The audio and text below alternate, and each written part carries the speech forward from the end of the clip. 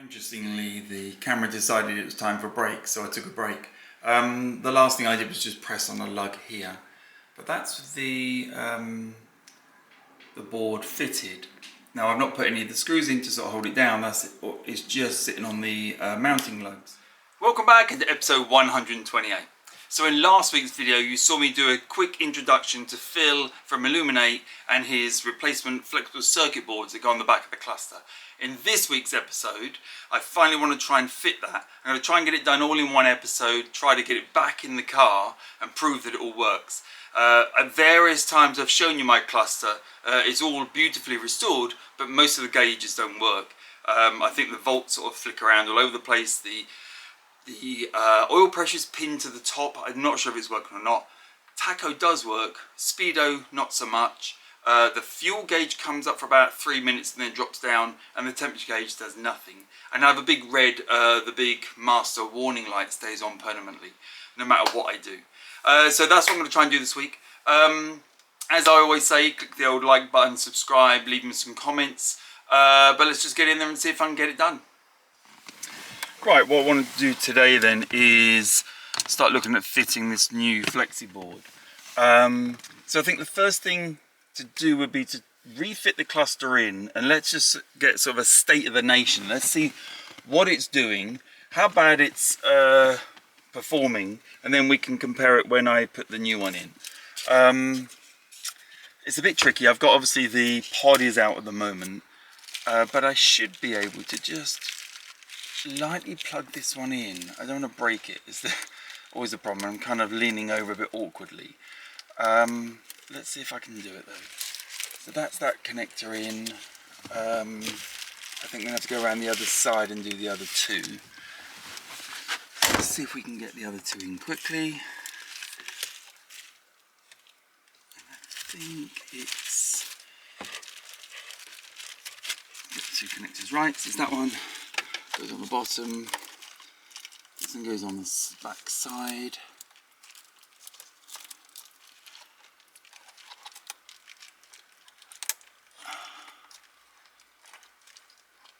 That's on pretty good. And this bottom one.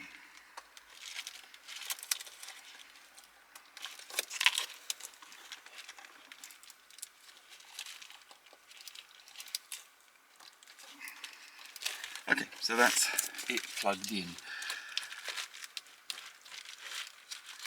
And it's just nestled in like that.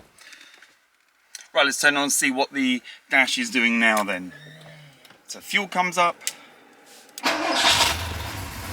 Starts quite nice and easily. Revs have come up. The oil pressure, and that's it. That is it at the moment. Let's see what happens when we drive a little bit, just get the car warmed up.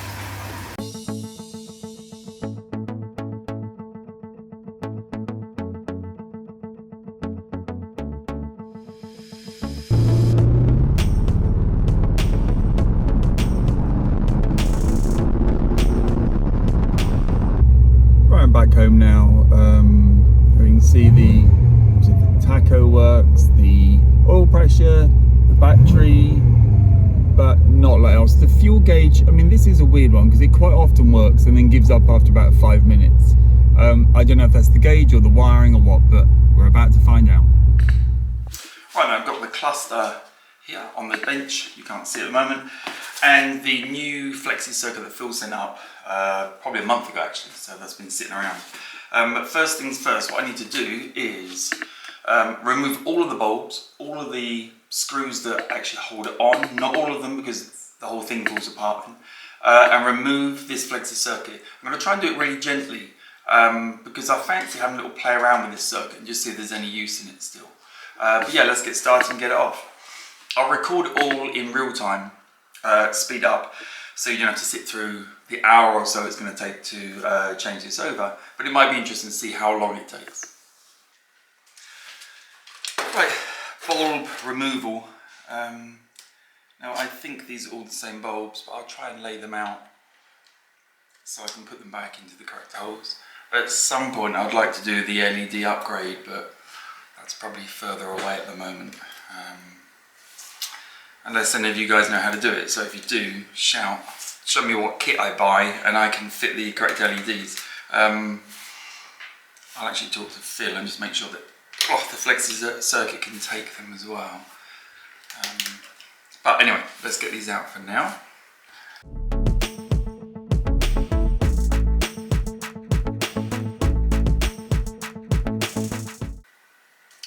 That's all the bulbs out. There's a couple of little nuts I need to take off. So let's find the right tool.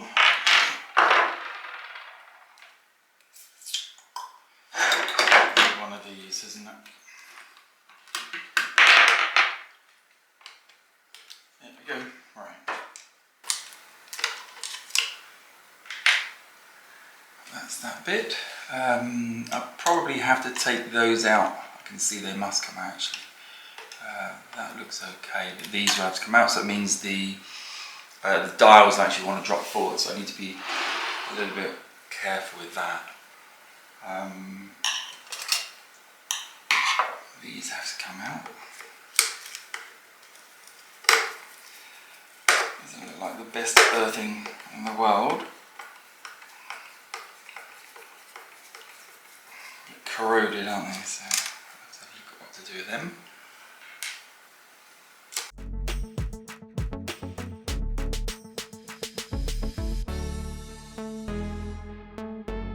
No problem. These three nuts come off.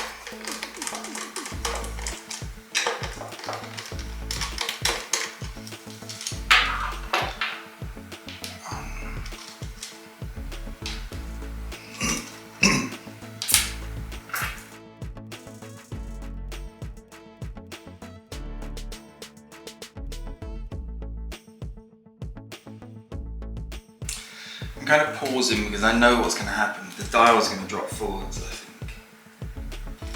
I can't remember if they go forwards though, actually. Do they drop or do they pull away?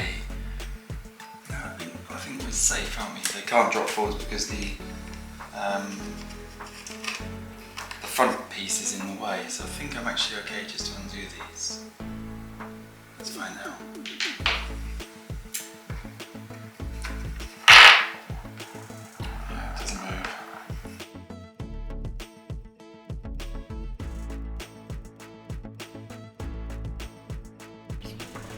Okay, so that is all of the screws undone now, I believe. So theoretically, the sheets should just pick off. I know I've got something still to do here, but I'm going to have a look at that when I get to it. Let's just work it off.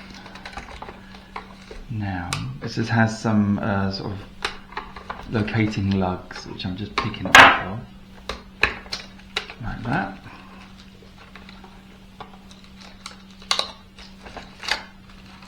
See this silver track there is completely bent back, so no wonder whatever dial that one controls didn't work.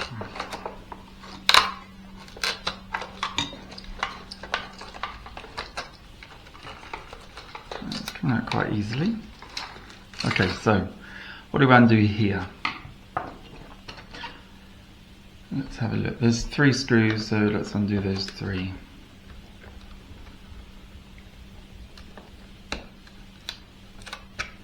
One.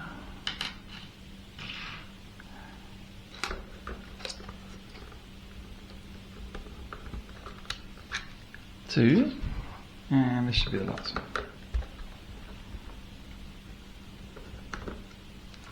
3. So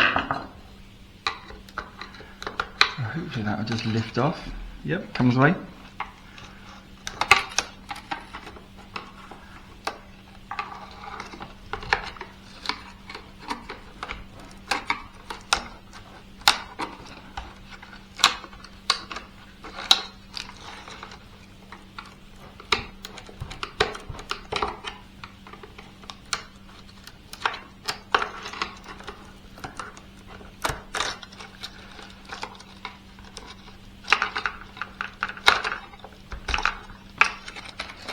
Alright, we're off.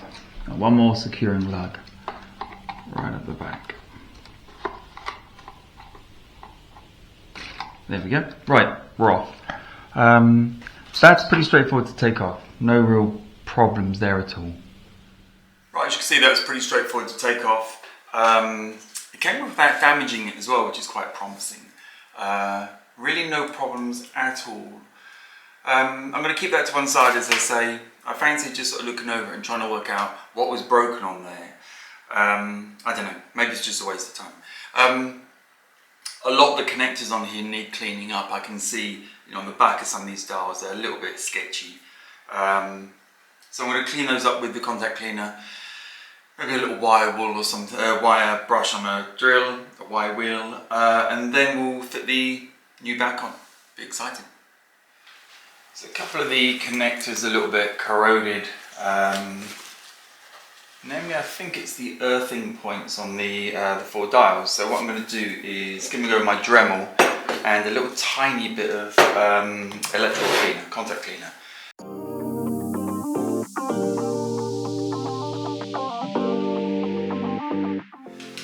Right, so fairly happy that's cleaned up enough. I've just taken those wires out of the way. Let's move that to one side. So all of my bulbs and everything laid out, the old circuit there and the new circuit here. Now, bear in mind, this is the first time I've seen this as well, so we're doing this together. It has not been out of its box. There's a sticker. Thanks for the sticker, Phil. Okay, nice illuminated sticker. Box can go out of the way.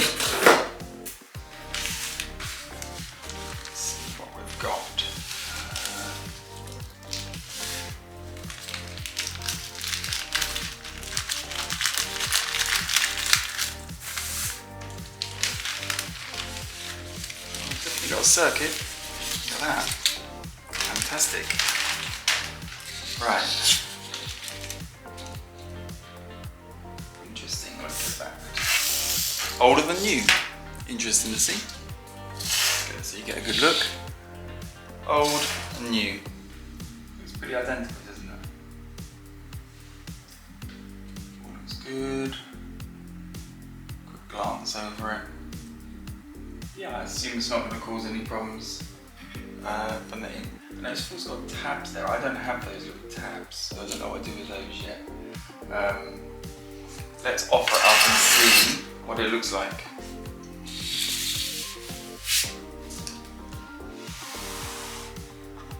So I assume the first place to start is probably with the PCB. It's got a couple of these sort of pins. I've taken that off. So again, bear in mind I've never looked at this, so I'll give you an idea how easy it is to fit by how easy I do it. Like that, I guess. This one I know bends back on itself. I'm just going to try and get the securing mount in. Let's drop it on. Right, actually, the easy way seems to be to put it on top of the dial earthing points, and that kind of forces the board into place.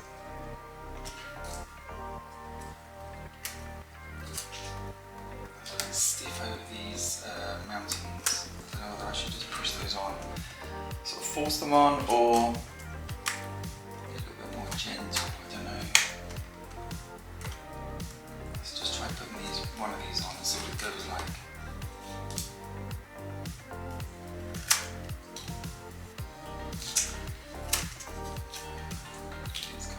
Yeah, okay, they do go down, just have to ease it a little bit.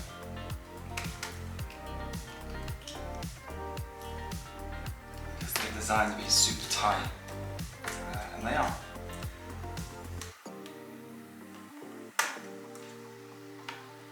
Looking good.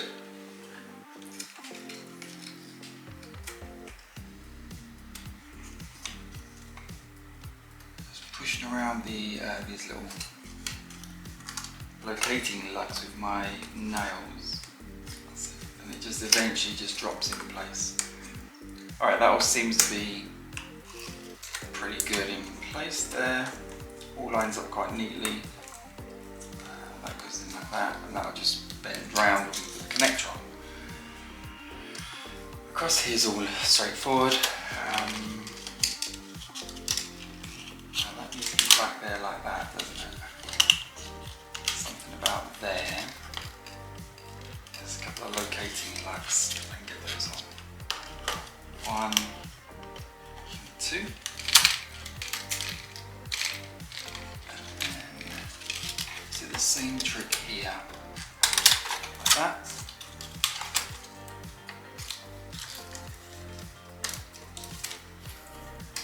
I can't see the locating lugs, I'm just sort of feeling where they are and pressing down into them. One there.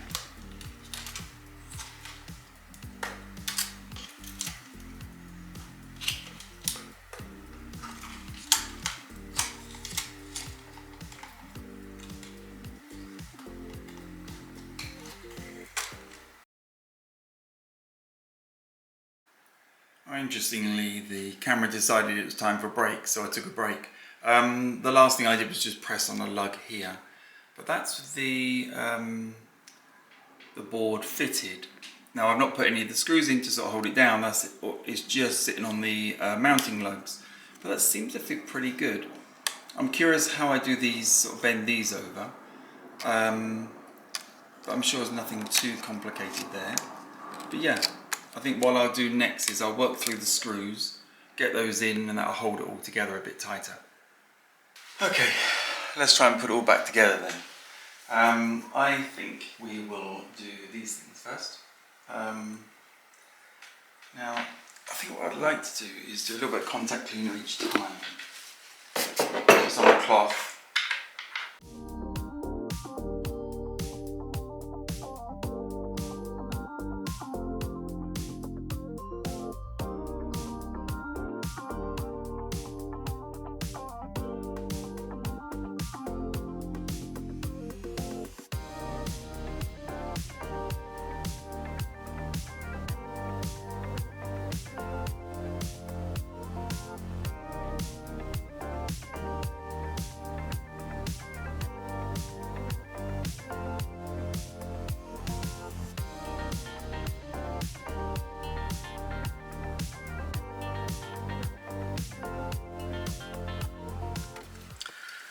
Right then, let's get this new cluster fitted, shall we?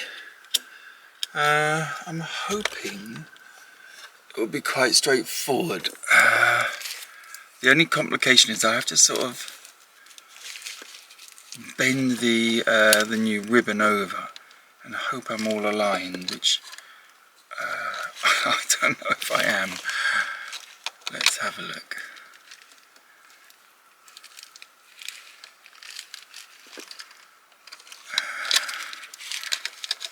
Let's have a look. If I can get one in, I know. Oh, there's right one. Okay, so it's not that hard. And I can't see the other one, so I'm going to have to do it a little bit on the old blind side. But again, it all lines up really nicely, so I don't predict there'll be any real problems. It's just a matter of clicking it on without snapping off the plastic tabs.